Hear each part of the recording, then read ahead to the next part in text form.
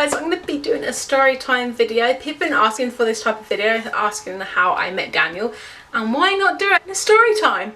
So this is the story time about how I met Daniel.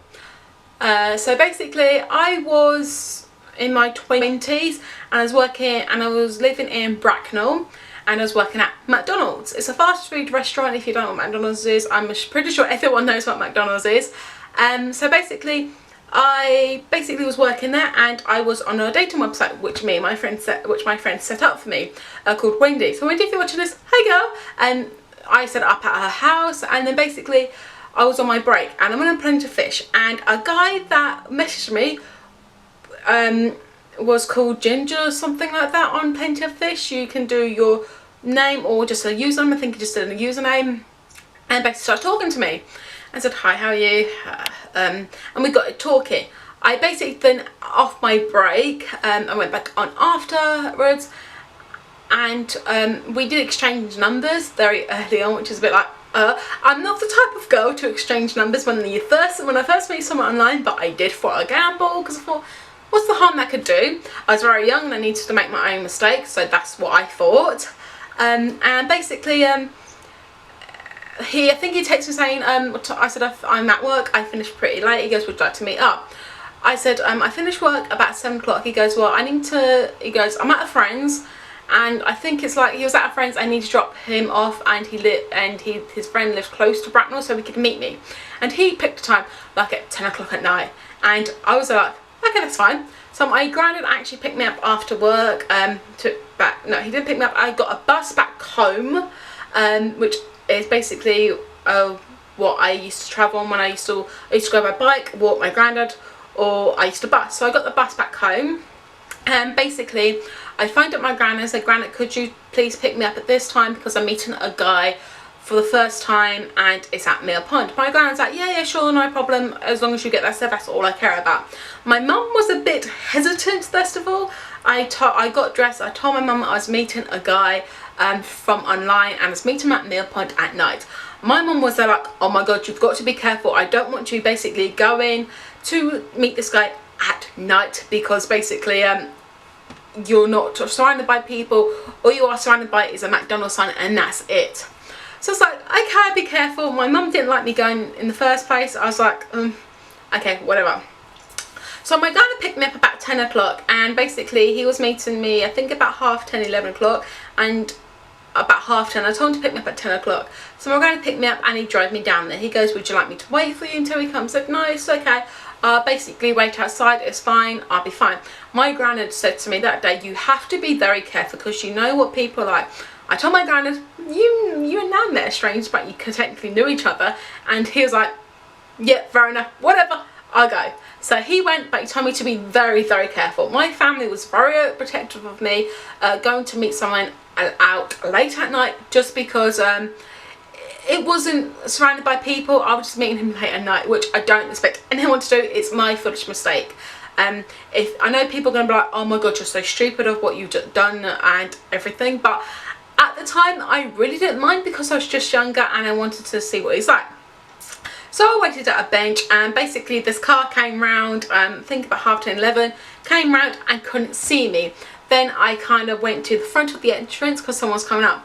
He walked over, and he was really tall. I'm only 5'2", bear in mind, and he's like 6'5". So the first time I met him, he said, hi, my name's Dan, you must be Charlie.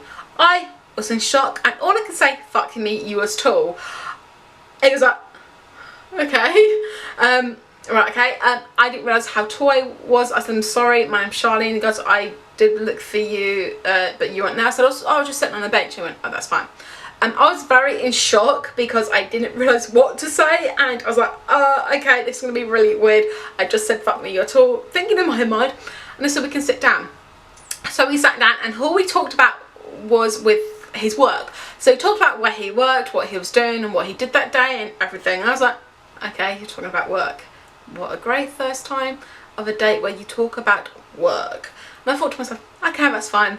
I told him about me and what I'd done, and how what I was doing with my life, and how old I was, and that he met me at, so I got there at 10, he met me about 10:30, 11 o'clock.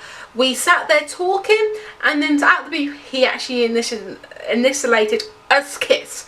This kiss wasn't originally a kiss. This kiss wasn't a peck on a cheek. It wasn't a peck on lips. It was a full-blown fucking snog.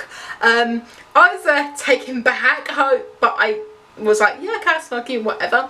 And then after the snog, he said to me, do you snog people on the first time you meet them? And I went red and went, no, I don't. That's not the sort of thing I do. I get to know the person first of all. I go on a couple of dates with them, then I snog them.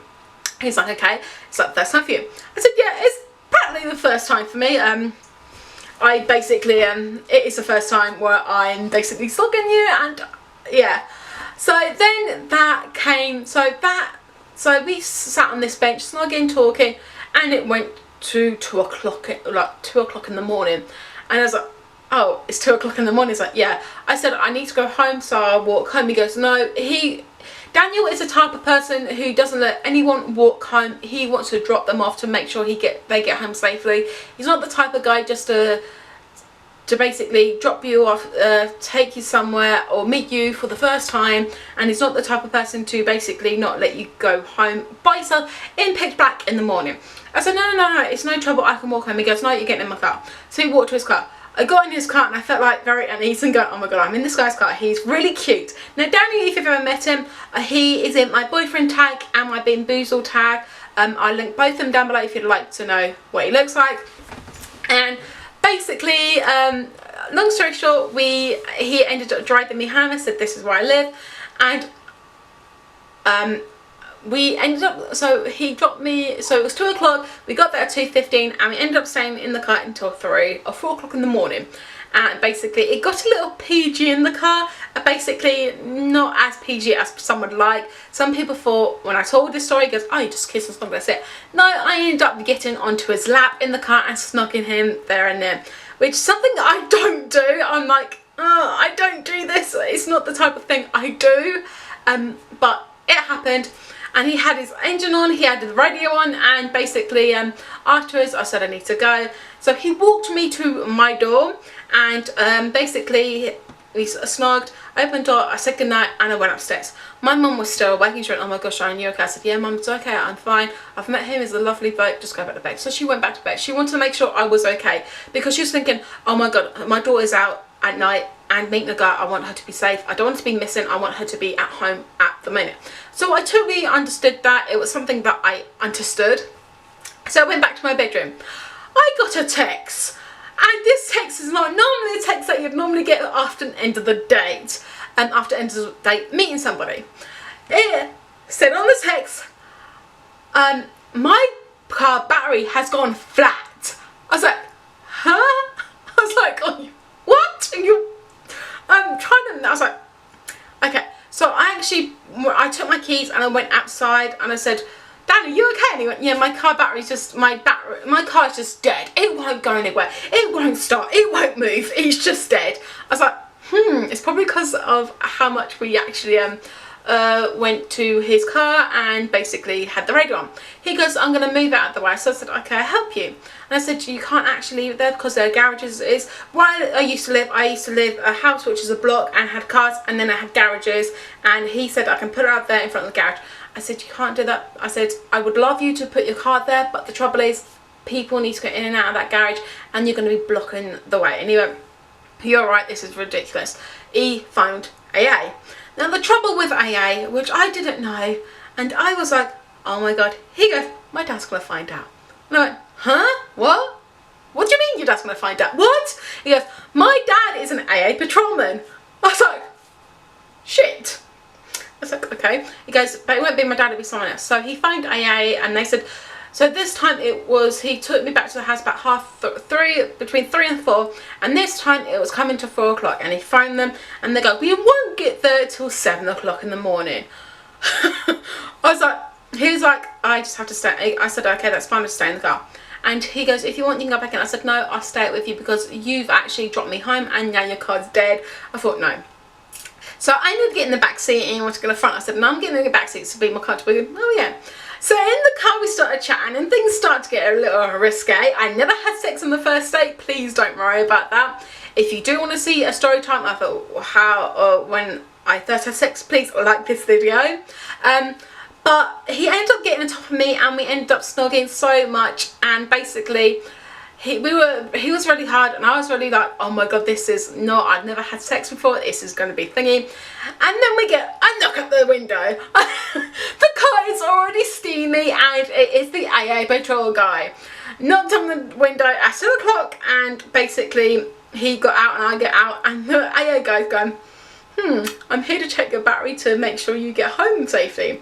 And the guy checked the battery, and I go bright red. I don't have any makeup on, I don't think. And I go bright red and go, I don't normally do this. It's very something that I don't do.